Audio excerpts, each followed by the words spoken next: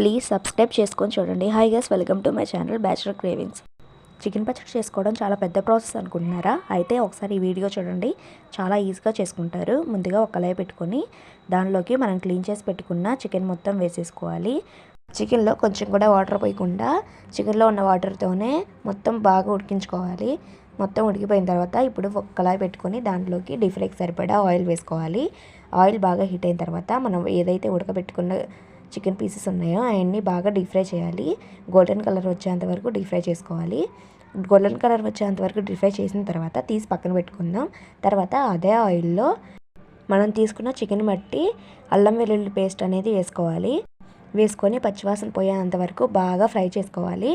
Fry అయిన తర్వాత దాంట్లోకి తగినంత ఉప్పు, 1 టేబుల్ స్పూన్ వరకు పసుపు కూడా వేసుకొని బాగా కలుపుకోవాలి. కారం కూడా టేస్ట్కి తగ్గట్టు వేసుకోండి. స్పైసీగా కావాలనుకుంటే ఇంకా ఎక్కువ వేసుకోండి. తర్వాత గరం మసాలా కూడా వేసుకోవాలి. 1 టేబుల్ స్పూన్ వరకు వేసుకోండి. మొత్తం బాగా కలుపుకోవాలి. కలుపుకున్న తర్వాత మనం డీప్ ఫ్రై చేసుకున్న చికెన్ పీసెస్ని దీంట్లో వేసుకొని బాగా ఫ్రై అవనివ్వాలి. తర్వాత లాస్ట్లో నిమ్మరసం యాడ్ చేసుకోవాలి. నిమ్మరసం యాడ్ చేసుకొని బాగా కలుపుకోవాలి. కలుపుకుంటే ఎంతో టేస్టీగా ఉండే చికెన్ పికిల్ అనేది రెడీ అయిపోతుంది. వీడియో నచ్చినట్లయితే లైక్ చేయండి, షేర్ చేయండి, సబ్స్క్రైబ్ చేసుకోండి.